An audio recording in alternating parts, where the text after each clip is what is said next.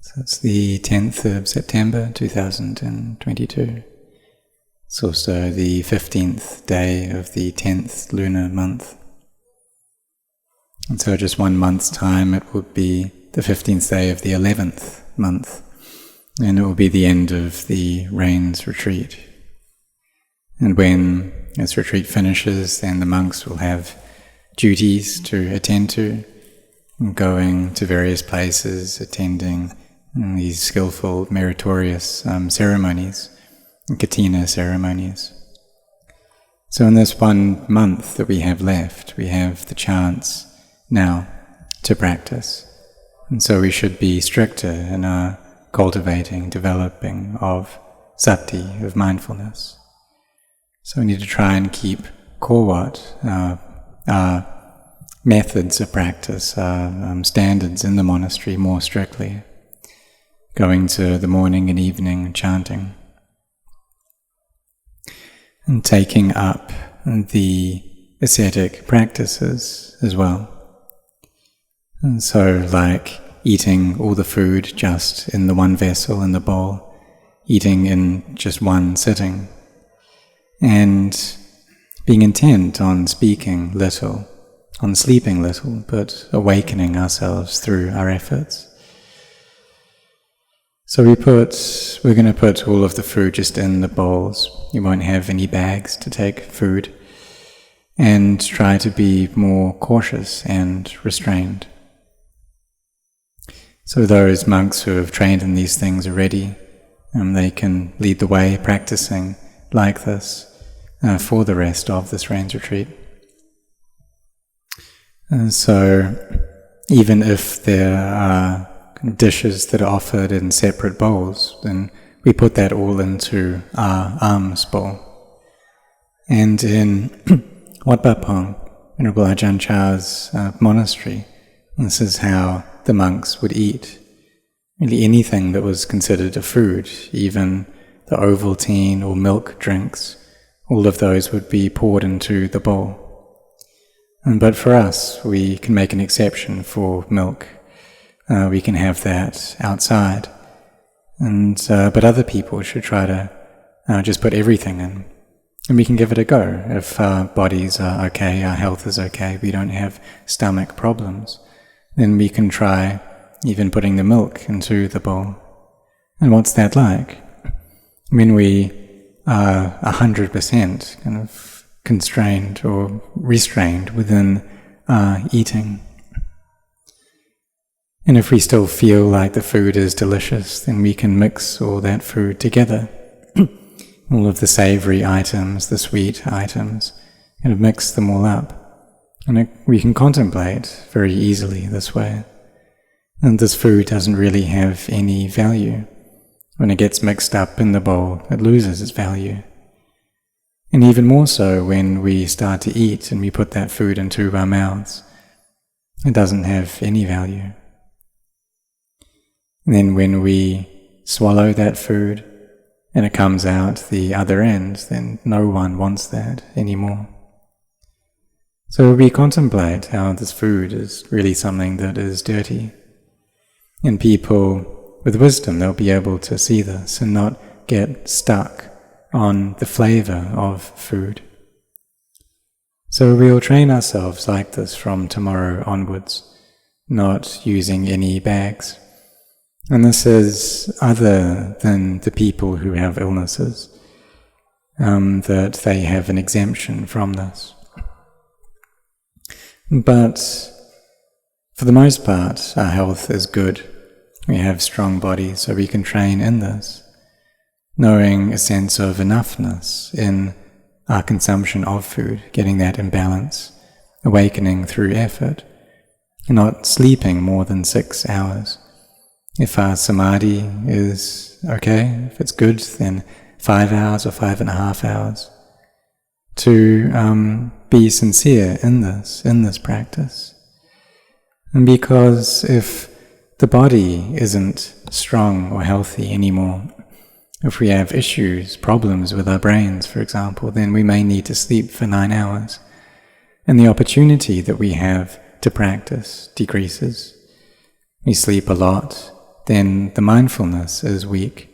And it can be this way due to accidents that happen. And so in that case, it's not convenient to be a monk. And some people, they desire to ordain, but they have problems with their bodies, so they can't ordain. But for us, we've got good health, our bodies are strong. Even though we may be over the age of 60, there's still strength to the body. So you should practice, really try to meditate to our fullest. As the time that we have left is not long. So we're cautious, restrained, having mindfulness. The question may arise, well, how is mindfulness and samadhi different? Some teachers, they focus a lot on samadhi. Others emphasize mindfulness. This mindfulness or sati, it's recollection. Sampajanya, it's awareness. So we can have mindfulness over the body, for instance. Or buddhanusati, this recollection of the virtues of the Buddha. When we recite the word Buddha, then this is buddhanusati. Or there's mindfulness, knowing the breath, anapanasati. So wherever it is that we are recollecting, then our mindfulness is at that point. But all throughout the day, our minds are recollecting things external to our bodies and minds. So this is why we need to train mindfulness, that when we're standing, sitting, walking, lying down, we have mindfulness in our body. This aspect of Kaya Vipassana, Satipatthana, so Kaya, body, Vipassana is insight, having mindfulness firm there, recollecting this object of mindfulness. And we can say that these four objects of mindfulness, foundations of mindfulness, they are like four strong pillars that are firmly embedded in the ground. And so when we develop a mindfulness like this, then our minds don't go elsewhere. And Luang Por Chah would say that for practitioners, when their mindfulness is strong, then their samadhi will also be strong. And we can all train ourselves in mindfulness. Because if we're going to start talking about samadhi, this recollection, this khanika samadhi, and this minor or momentary recollection, upajara, this neighborhood recollection, appana, access recollection. If teachers talk about those, then we may feel that that's too high, that we haven't got there yet. Even khanika samadhi, we haven't experienced that. So we can feel like that's too difficult. But with mindfulness, we can all feel like we can do that. That when we're speaking, we're mindful. When we're listening, we're mindful. If we're standing, we're mindful. Knowing all of these things. Having awareness. Turning left, turning right, speaking, listening, eating. This is all having mindfulness over this body. Extending our arms outwards, drawing our arms in, turning left, turning right. This all happens because the mind orders the brain. If the brain is functioning well, then it sends that orders throughout the body and the body responds. But if some parts of the brain have been damaged, if the parts to do with motor function have been damaged, then the mind may give that order, but the brain is not functioning well. Or maybe the brain is functioning, but certain parts of the body have been damaged, and so the body doesn't move.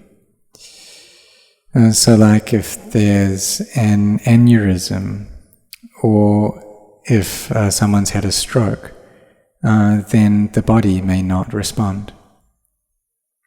So if our minds are still, then we can see that when the body is like this, it's not actually me that's like this. It's just the body. Whether standing, sitting, walking, lying down, speaking, turning left, turning right, it's not me that does that. But if we don't have mindfulness, our samadhi isn't firm, then wisdom won't arise. And we take all of these things personally. It's all me. All throughout the day, everything is to do with me. Standing, it's me that stands. Sitting, walking, lying down, I do those things. And this happens right from the time that we wake up to the time that we go to sleep. There's always a sense of self there. So we should develop our mindfulness a lot.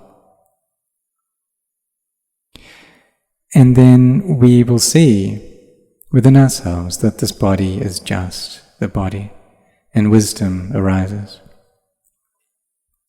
So when we make our mindfulness constant, then samadhi will become firm. And we may pick up a glass and feel that this body that's picking that up, it's not me. So if the heart is still like this, then we'll see clearly. So by having mindfulness, what that means is that we don't send our mind out to other things. And when it doesn't get sent out like that, then it has energy. When there's peace there, then our contemplation becomes easy. But if there's no peace, then we simply don't see. And really the Dhamma, it's revealed already, it's clear already. Anicca, dukkha, anatta is change and suffering, not self. It's already open. But for us, it's like we are in a dark place, and so we don't see these things. Even though there may be an object just 1 meter away from us, we just don't see it. But if we put a bright light into that place, then we start seeing clearly. And we see that the state of nature is just this way. It is of the nature to change, to be stressful and not self. So when our minds have this quality of sati, is recollection there, then samadhi will be firm and wisdom arises, and we will see, understand that, it's like this. The Buddha taught how things are changing, they're inconstant, just like this. And we see clearly. And we come to contemplate into the body and see how it really is unattractive. Samadhi arises, rapture arises. We've got mindfulness there and we contemplate anew, seeing the body as just being elements, and empty elements. And then wisdom arises. And so this wisdom can become deep. We can see with more clarity. When we see the body clearly, then it's just like energy flowing. It's very subtle, and we see to a deep level that it's not me. You can destroy all delusion there. And the 10 asubha recollections, these 10 ways of contemplating the unattractive nature, can become very clear. So perhaps before we've read about these, seeing the body as just being a bag of things, a bag of things that are disgusting, a bag of blood, a bag of bones, a bag of maggots, a bag of urine or feces.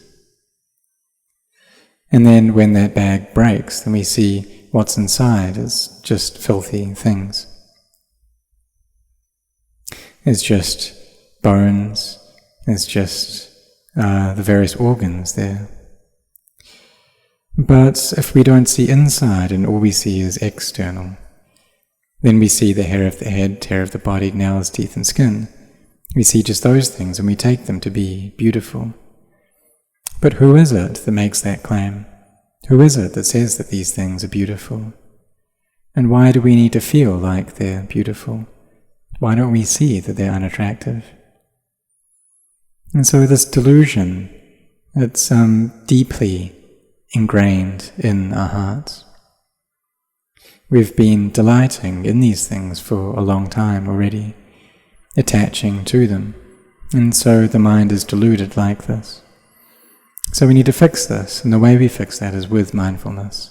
Having mindfulness over the body, the 32 parts, contemplating to see how they're unattractive, developing a mindfulness in this way. And when we do that, then we'll have samadhi as well. Our mindfulness comes together, our samadhi gathers together too, wisdom arises. And when we're mindful, then we're close to the Buddha. And so may all of you develop this mindfulness a lot. Be sincere and firm in your training of your mind. In this 1 month left to the Rains Retreat, we should all be strict in our practice, taking up the standards of this tradition well, and being firmly intent. At 2 p.m. you can come together to develop mindfulness. Maybe we'll do that at the Salapo, maybe the Obosita Hall, still not sure yet. But we can use that time to develop our mindfulness together, doing walking, meditation, sitting in samadhi. But when we say sitting samadhi, what we really mean is developing mindfulness. And that when we walk, that we walk with mindfulness as well. And so when we say walking meditation, we don't say walking samadhi, but we're developing mindfulness there. And then when we do that, then samadhi will come following, and then wisdom arises. So we have this good opportunity to practice. So may all of you use that well. We've all been born with human bodies, and this already is a great fortune. And we have faith in our hearts as well. Because really there are many people who have the bodies of humans, but those who have human minds are very few, and those who have faith are fewer still. To have faith in the Buddha, the Dhamma, the Sangha, this requires a lot of merit, a lot of bharami. And it gives us this very good opportunity that we have now, that we live in a Buddhist country supported by the Thai people who have great faith. And it's also true for the Buddhists overseas as well, those from Singapore, from Malaysia, from Switzerland, who have faith.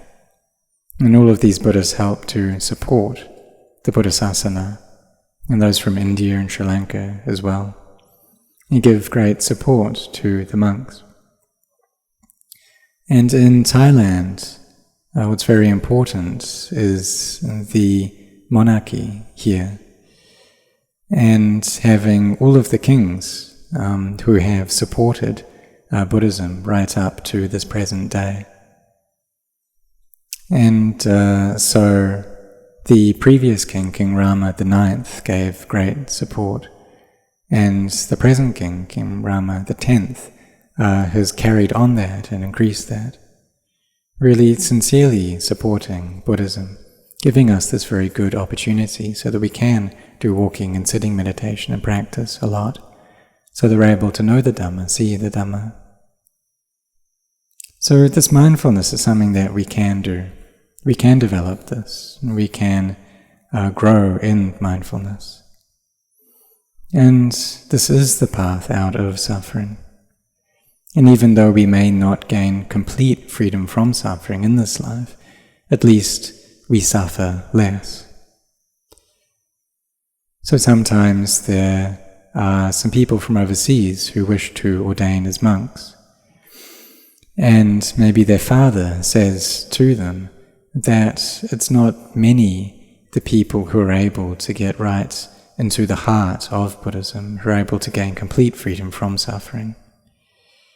But really, if we ordain and practice, then we get closer and closer, and that's already very good. And then what we've gained, we can use that and teach others, guide others, and this will give a lot of benefit to many people. So having given up, having sacrificed so much, we have this opportunity now. So may all of you set your hearts on meditating to the fullest, and may you be sincere in this.